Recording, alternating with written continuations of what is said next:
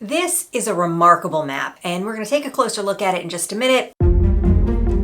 There's a sharp divide in the country where home prices are concerned. Today, we're looking at the divide, and I'm going to give you my theory as to what is creating that divide and how it affects the Raleigh market. A Wall Street Journal report showed a sharp divide in how housing prices are changing. If you look at this graph, you can see prices are falling out west and still increasing in the east.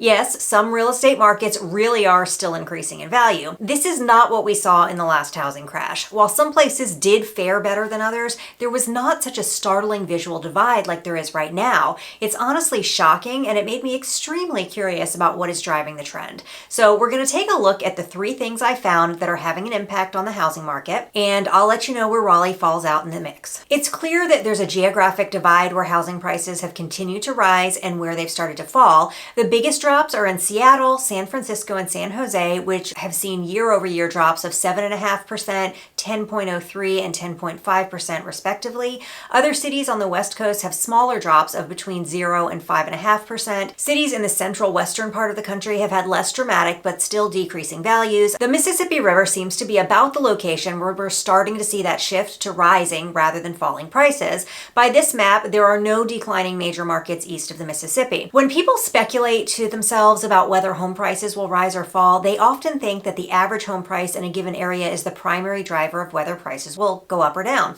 High-priced areas, overpriced in many people's minds, have got to decline, and low-priced areas, undervalued, are good deals, and they think they're the most likely to rise, but it really doesn't work that way, or at least it's not that simple. Look at the median price in the cities with the largest decline. Even with those declines, they're some of the highest priced homes in the country, even after the declining values. It's certainly true that markets that saw the biggest booms are primed for the biggest declines, but again, most of those markets were the most expensive to begin with and remain some of the highest priced markets. But there's definitely more to it than the prices themselves. There are 3 criteria that I think are the biggest drivers in how home values are changing. 1, home prices. 2, the percent of household incomes who can afford to buy a home. 3, the quality of life in the area.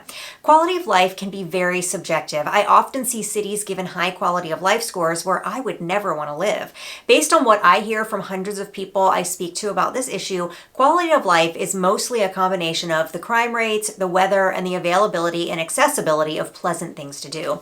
I think that accessibility piece is really important. One of the common things I hear from people coming from more populated areas is that there are lots of things to do, but the overcrowding makes it too difficult to do them. Or there are fees that make them inaccessible even to people who can afford them. For example, a family from New Jersey once told me that they lived near the shore, but because of taxes and fees to go to the beach, it cost them about $75 just to step on that beach with this family of 3.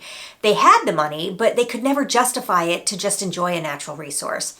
And this really makes sense when you dig in down at the micro level and see that there are tons of places with cheap housing where the values are dropping, not increasing. Here's a great example. Rockingham, North Carolina is a small city about 90 minutes from Raleigh. Redfin's algorithm calls it a hot housing market with a competition score of 75. The median home price is $117,000, and prices today are almost 14% below what they were this time last year.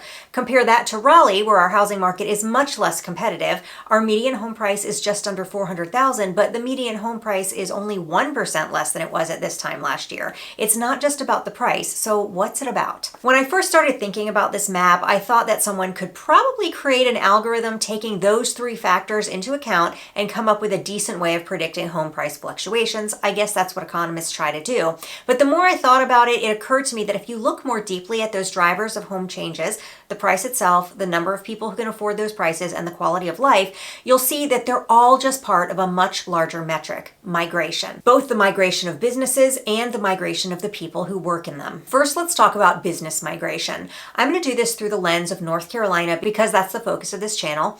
Pods for Businesses blog highlighted Raleigh as the number 2 place in the country for businesses to move. They didn't mention housing costs, but what they did mention was the high quality of life based on general health, commute time, and income. They also mentioned top universities, a highly educated labor pool, and a pro-business government. And it plays out because businesses have continued to migrate. European companies are moving to the US in increasing numbers. True to the Wall Street Journal map, European manufacturers tend to prefer the Southeast and the Midwest for the better time zones, more affordable cost of doing business, and they tend to move to right-to-work states with fewer labor restrictions. They also also like these areas because they have expedited timelines for developing new facilities where building permits take months, not years to secure.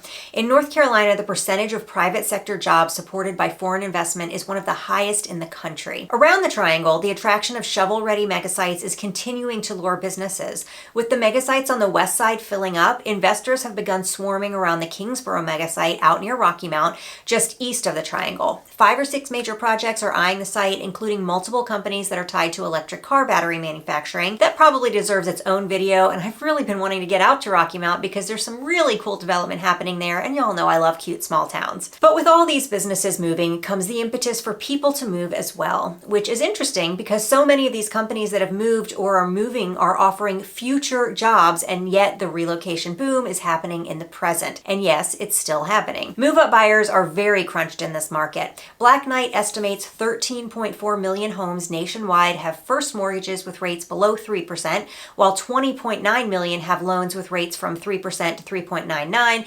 Together, that accounts for about 65% of all U.S. homes with first lien mortgages, and about 37% of homes in the U.S. have no mortgage at all. Only about 4% of homes have first mortgages with rates of 6% and above. With interest rates as high as they are, people are really loath to move up into a nicer home.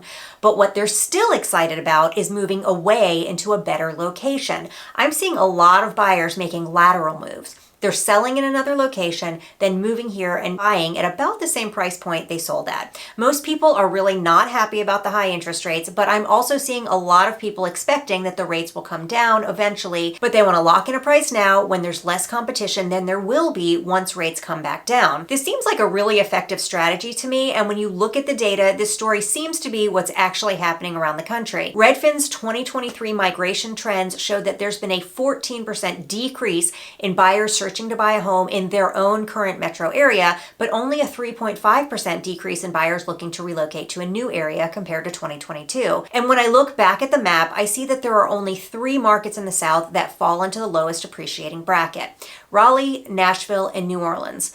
I think to some degree Raleigh and Nashville are competitors in the relocation market. I really don't see New Orleans as attracting the same kind of people that would find Raleigh and Nashville attractive. What this suggests to me is that Raleigh is once again hitting that sweet middle spot of amenities and affordability. Raleigh first hit the national map because we had a great quality of life and much cheaper houses. The boom leveled things out a bit as Raleigh prices caught up to the rest of the country, but if this trend continues and Raleigh prices increase much more slowly than the rest of the South, Raleigh might once again become a better deal for those looking to relocate.